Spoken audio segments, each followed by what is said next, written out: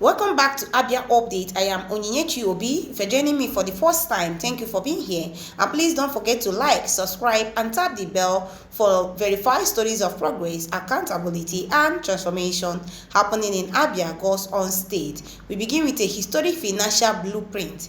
Governor Dr. Alex Otti has presented the 2025 budget estimate of 1,016,022,072,651 naira 99 kobo to Abia State House of Assembly for consideration. Titled The Budget of Acceleration and New Possibilities, the proposal represents a 13% increase from 2025 and allocates 80% to capital expenditure and 20% to recurrent expenditure. The governor reaffirmed the administration's commitment to 20% for education and 15% for health, totaling 35% of the budget. He noted that 16.7% of the total will fund road construction, rehabilitation, and maintenance across the state. The budget is anchored on conservative revenue projections with a target to fund all recurrent spending from internally generated revenue, while deploying external funds strictly to infrastructure. The Speaker, Right Honourable Emmanuel Emeruwa, commended the governor's fiscal prudence and assured accelerated consideration of the bill. Governor Alex Otti has expressed Abia State's readiness to partner with the Kingdom of Denmark in agriculture, digital transformation, health, maritime, and MSMEs. The commitment was made during a meeting in Umuahia with Danish Consul General Ms. Jette Jerome, where the governor noted strong alignment between Denmark's proposal and Abia's ongoing reforms.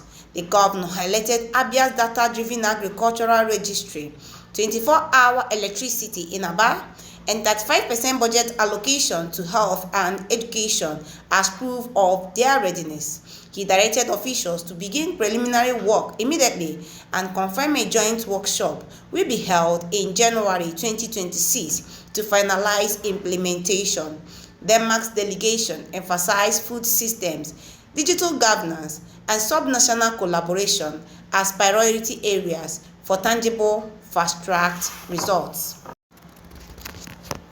Again, Abia State has been ranked number 1 in Nigeria for health emergency preparedness in the 2025 SBM Health Preparedness Index with a score of 26.85, the highest in the nation. The achievement is driven by the highest health spending per person, 22,926 naira, a 14.8 budget allocation to health, and a Human Development Index of 0.674, among the best in the country. The report, which evaluates all 36 states using data from WHO, MBS, and Global Data Lab, notes that no state scored above 30, underscoring Nigeria's overall vulnerability. Abia surpassed Ogun and Lagos with its combination of funding, infrastructure, and human development, setting a new benchmark for health system resilience. Governor Alex Otti has confirmed Abia's openness to strategic partnership with China Harbour Engineering Company (CHEC) in infrastructure, erosion control, dredging, rail transportation, and seaport development. The discussion took place during a meeting in Government House with CHEC Managing Director Jasin Wang. The governor specifically invited the company to join the Azumini Seaport Project, the Abia Rail Project, and the Abia Industrial and Innovation Park at Owaza. He noted that Akwa Ibom State has expressed interest in linking its rail network to Abia to boost interstate trade. The CHEC, currently building the Lekki Seaport, commended Abia's road transformation and affirmed its readiness to support the state's industrial revival. Governor Alex Otti has officially opened the Abia-Turkey Investment Summit and Product Exhibition in Umuahia, describing it as a platform to connect local businesses with global partners. In his keynote titled Prosperity Through Partnership, he urged investors to leverage Abia's skilled workforce, 24-hour power in Aba, road network, and peaceful environment. The governor encouraged delegates to visit communities engage local entrepreneurs, and explore opportunities in agriculture and manufacturing. Turkish Commercial Councillor Eda Feta pledged deeper bilateral ties and expressed hope the summit becomes an annual event. The special advisor to the governor on investment and promotion, Chief Green Amahwe, said the event will expose Abia to the world and accelerate economic growth through trade and industrial collaboration. The property at number 36 Ojukwu Street, Umuahia, has been unsealed following a directive from Governor Alex Otti after Deputy Speaker of the House of Representatives, Right Honorable Benjamin Carlo, brought the matter to his attention. The property was initially sealed in August 2025 as part of a court-ordered enforcement against properties defaulting on ground rent since 1982. The Harmonized Task Force carried out the sealing after serving demand notices and obtaining a court order. The unsealing, pending regularization of documentations, reflect the government's responsiveness to emerging concern. The governor has maintained that enforcement remains uncompromised, but sensitive cases will receive greater oversight to ensure fairness and political balance. Okwa West Local Government Area Mayor, Honorable Pastor Dike Briggs Nwankwo, has commissioned the first 10 of 36 solar power motorized boreholes under its Operation Good Water Supply to Ndasa initiatives. The boreholes located across Obehe, Ipokwu, Umelechi, Ozako, Ogwe, Owaza, Umikoko, Ozata, Obingo, and Umebulongo operate without fuel or manual pumping, providing free, uninterrupted water. Pastor Briggs Nwankwo inaugurated one site in each of the 3 cultural zones and pledged that all 36 ancient villages of Asa will be covered.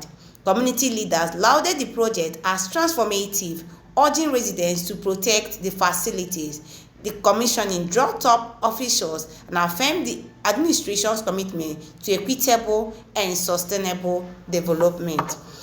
The Otalio-Lonna Farm Settlement Road in Umuahia North is set for full rehabilitation as part of Governor Otti's plan to transform the area into a mechanized farming zone. The project includes road reconstruction, training programs, and grants from genuine farmers, with support from the Ojukwu Development Foundation to turn the settlement into an agricultural business hub. The mayor of Umuahia North Local Government, Honorable Sam Ihoma, confirmed the commencement of work and urged the host community to cooperate with contractors and ensure youth employment. The Commissioner for Poverty Alleviation, Mrs. Ngozi Felix, commended the mayor's persistence in securing state approval, noting that the road will boost food production and rural livelihoods. The Abia State Executive Council has approved the comprehensive reconstruction and retrofitting of Ojukwu Bunker and the National War Museum in Umuahia, 2 major historical monuments of national significance. The Commissioner for Information, Prince Oke Kanu, announced this in Umuahia while briefing journalists on the outcome of this week's Executive Council meeting, presided over by Governor Alex Otti.